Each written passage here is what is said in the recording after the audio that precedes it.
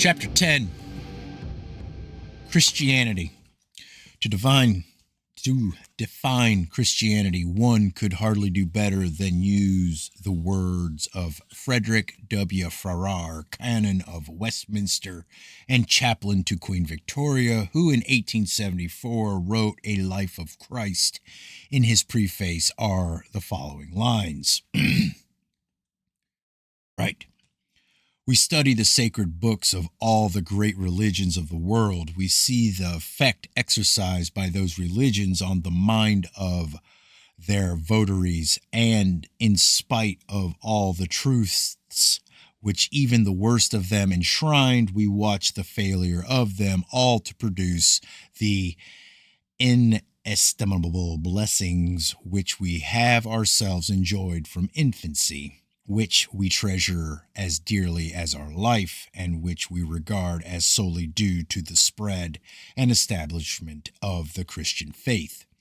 We read the systems and treatises of ancient philosophy, and in spite of all the great and notable elements in which they abound, we see their total incapacity to console or support or deliver or regenerate the world. Then we see the light of Christianity dawning like a tender spring day amid the universal and intolerable darkness. From the first, the new religion allies itself with the world's utter feeblenesses, and those feeblenesses it shares, yet without wealth, without learning, without genius, without arms, without anything to dazzle and attract the religion of outcasts and exiles, of fugitives and prisoners, numbering among its earliest converts not many wise, not many noble, not many mighty, but such as the galore of Philippi and the runaway slave of Colossae, with no blessing apparently upon it, save such as cometh from above, with no light whatever about it, save the light that comes from heaven. It puts to flight kings and their armies. It breathes a new life, a new hope, a new and unknown holiness into a guilty and decrepit world.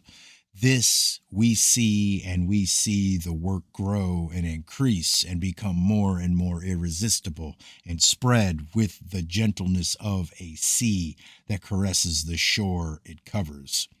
Words fail when attempting to speak of Jesus Christ, the founder of Christianity. His birth, life, and death are known to all. His teaching was public and accessible to the humblest. Long years of learning, awful initiation ceremonies striking terror in the adept's soul were not required from the followers of Christ, himself the bearer of that light, which he taught was not to be found in man's earthly nature, but was to be sought from without.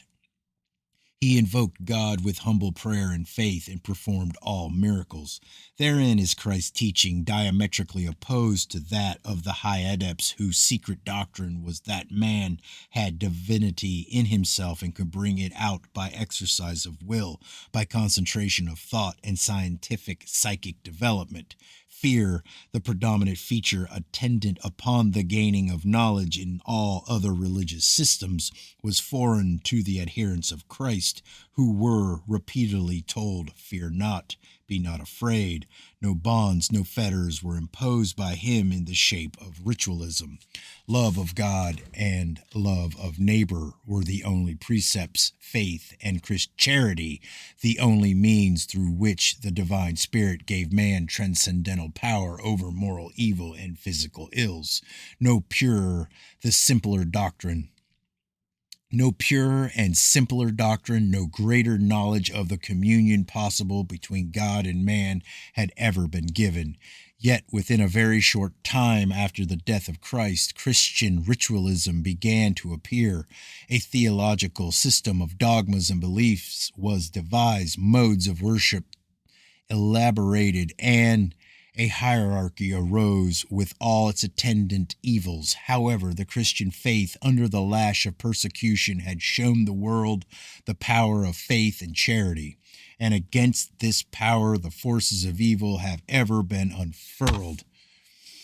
Blow after blow was dealt to the rising church. Both its beliefs and practices were attacked by those who professed other views and worshipped other gods, and who designed all schemes to subvert and pervert Christianity.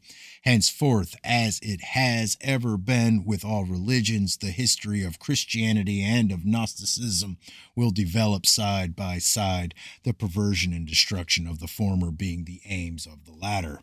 The tree of Christianity gave forth three main branches: the Catholicism of Rome, Greek Catholicism, and in the 16th century, Lutheranism.